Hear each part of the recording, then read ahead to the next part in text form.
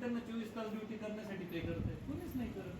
अशा डॉक्टरांना मी doctor Prashant Mahale, doctors दिनाच्या मी तुम्हा सगळ्यांना शुभेच्छा देतो. माझ्या फेलो डॉक्टर्सला सुद्धा आणि आमच्या सगळ्या पेशंट्सला सुद्धा या डॉक्टर दिनाच्या शुभेच्छा. कारण गेल्या काही वर्षात आपल्याला लक्षात आलेलंच आहे की आरोग्य आपल्यासाठी किती महत्त्वाचं आहे. आपण कोविडमध्येही पाहिलं की जे लोक रेग्युलर व्यायाम करतात, जे सुदृढ राहतात, जे प्रयत्न करतात कमीत कमी की चांगलं खाणं, चांगला व्यायाम, चांगली झोप घेण्याचा, ते लोक चांगल्या आरोग्याचे धनी असतात आणि त्यांना इतर आजार कमी होतात. सो या डॉक्टर्स डेच्या दिवशी मी लोकांना आवाहन करू इच्छितो की चांगलं खा, चांगलं राहा, रेग्युलर व्यायाम करा आणि अशा प्रकारची औषधं खा जास्त दिवस जर खायचे असतील ज्याच्याने तुमचं शरीर नाचणार नाही. प्रत्येक पॅथीचे काही प्रो आणि कॉन्स आहेत. कुठलीच पॅथी कुठल्या दुसऱ्या पॅथीपेक्षा लहान किंवा मोठी असं नाही, पण त्या पॅथीचे फायदे नुकसान आहे. जसं तुम्हाला जर जास्त दिवसांसाठी एखादी उपचार घ्यायचा असेल तर तुम्ही आयुर्वेदा, होमिओपॅथी अशी औषधं निवडा जे तुमच्या किडनी लिव्हरवर वाईट प्रभाव पाडणार नाही.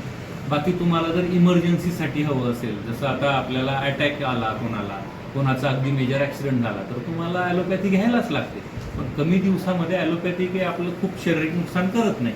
पण जर तुम्हाला असे आजार आहेत ज्यांच्यासाठी महिनोन औषधं घ्यायचे तर तुम्ही होमिओपॅथीकडे, आयुर्वेदाकडे झुकलं पाहिजे असं माझं मत आहे. असे डॉक्टर निवडा जे जेन्युनली सेवाभावाने काम करतात, है ना. जसं इतर व्यवसायांमध्ये असतात तसं आमच्यातही काही लोक आहेत जे खूप मनी माइंडेडनेस ज्यांच्याकडे झालेला आहे.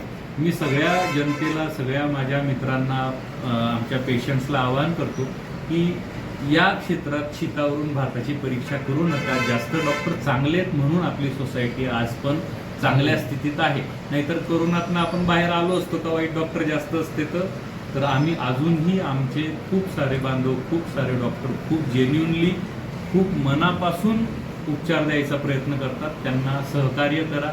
बऱ्याचदा असं होतं की बऱ्याच गोष्टी डॉक्टरांनाच पटपट कळत नाही तर ते आम्ही पेशंटला समजवायला काही वेळेस अपूर्ण पडतो.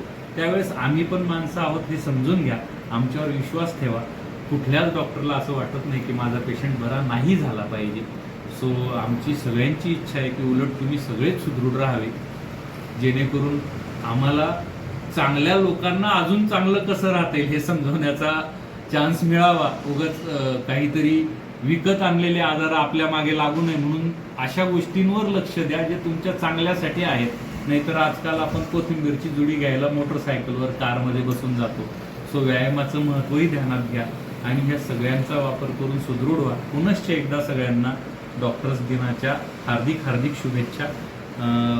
बायपासला रेणुका माता कमानीजवळ माझं क्लिनिक आहे, JK मेडिकल शेजारी.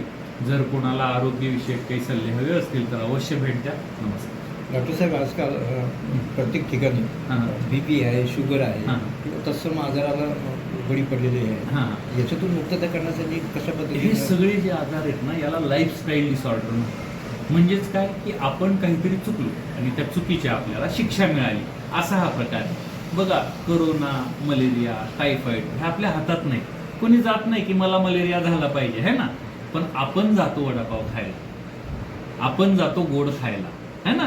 आपण अशा गोष्टी खातो जे आपल्याला दिसतं की हेल्दी नाहीये आणि मी मागच्या आठवड्याभरात खाल्लंय तरी मला आज खायचंय. सो अशा गोष्टी, होम कुक फूड खाणं जे आपले पूर्वज खातात. पूर्वजांमध्ये एवढा लठ्ठपणा होता का? तो नसल्यामुळे इतकी BP शुगर होते का?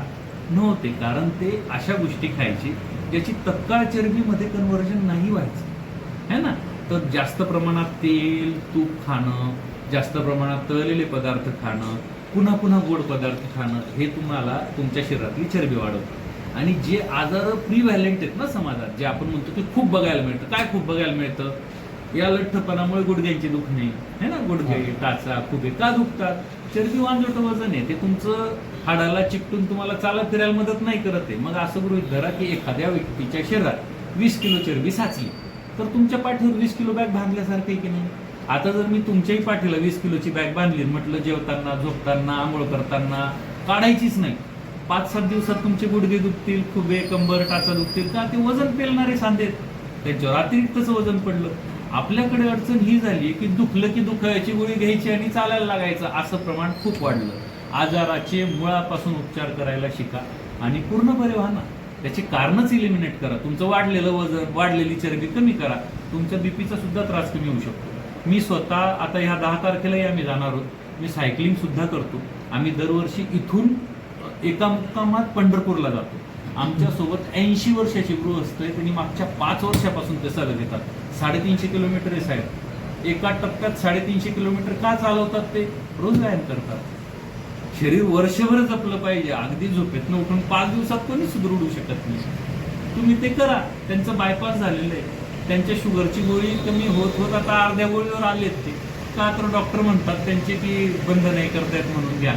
तर तुम्ही कुठूनही कोणत्याही क्षणी कोणत्याही वयापासून सुरुवात करू शकतात आणि तुम्ही चांगलं आयुष्य मिळवू शकतात, चांगलं आरोग्य मिळवू शकतात. तर लोकांनी कारणं देणं बंद करावं आणि व्यायामाला, चांगल्या आहाराला सुरुवात करावी. आणि मीच नाही, कुठलेही तुमच्या आजूबाजूचे जे बाबा असे डॉक्टर ज्यांना स्वतःला इंटरेस्ट आहे व्यायामात, तुमच्या डॉक्टरच्या खाजगी आयुष्याकडेही लक्ष द्या. तो स्वतः व्यायाम करत असेल, तो स्वतः सुदृढ असेल, तर मग तुम्ही त्याला विचारू शकता. कारण त्याने स्वतः मिळवलं म्हणजे त्याला ज्ञान असल्याशिवाय तो मिळवेल का? तो डॉक्टर तुम्हाला सहज मदत करू शकतो. आपण शहराच्या मध्यवर्ती भागात आहोत. आपल्याकडे सगळ्या प्रकारच्या लॅब आहेत, सगळ्या प्रकारच्या चाचण्या आहेत, त्यातनं आपण करू शकतो. माझ्याकडे कॉम्रेड रन म्हणून जगातली सगळ्यात कठीण रेस ज्याला मानली जाते, मॅरेथॉन, 90 किलोमीटरची मॅरेथॉन असते साऊथ आफ्रिकेला. याच मशीनच्या मदतीने आम्ही त्या लोकांनाही ट्रेन करतो की बाबा तुमच्या शरीरातली चरबी किती आहे, उजव्या बाजू एवढीच डावी बाजू व्यवस्थित काम करते की नाही, तिथले स्नायू नीट डेव्हलप होत आहेत की नाही. एवढं चांगलं सायन्सची मदत पूर्वी उलट आपल्या पूर्वजांना नव्हती, तरी ते आपल्यापेक्षा सुदृढ होते. आपण पण होऊ शकतो. फक्त थोडंसं त्यासाठी आपल्याला मेहनत करायला लागेल. आरोग्याला शॉर्टकट नाही, एवढं आपल्याला लक्षात ठेवायला. आपण ज्या पॅथीनं उपचार करता ती पॅथी कोणती आहे आणि त्या पॅथीचे काय उपयोग होतात? मी आयुर्वेद आणि होमिओपॅथी या प्रकारच्या पॅथी जास्त प्रमाणात वापरतो. त्या पॅथी शरीराचा नाश करत नाहीत आणि अगदी मून फेजेस म्हणजे कधी कोणतं औषध द्यावं, त्या औषधाचा काय प्रभाव, याचा आमच्या पॅथीमध्ये खूप सविस्तर वर्णनं आलेली आहेत. आणि त्याच्यामुळे मला ते आवडतं की बाबा लोकांना तुम्ही योग्य आहार आणि ते औषधं हे वापरून खूप जे जुनाट असाध्य आजार आहेत त्याच्यात पण छान आराम आपल्याला करून देता येतो. खास करून सांध्याचे दुखणे, संधिवातासारखे है ना, त्याच्यानंतर मूळव्याध, मुतखडा, मानसिक आजार है ना, ज्यांना गरजेपेक्षा जास्त भीती वाटणे किंवा गरजेपेक्षा जास्त ताणतणाव ज्यांना होतो, अशा प्रकारच्या गोष्टींमध्ये मी जास्त प्रमाणात इलाज करतो. ओके, धन्यवाद.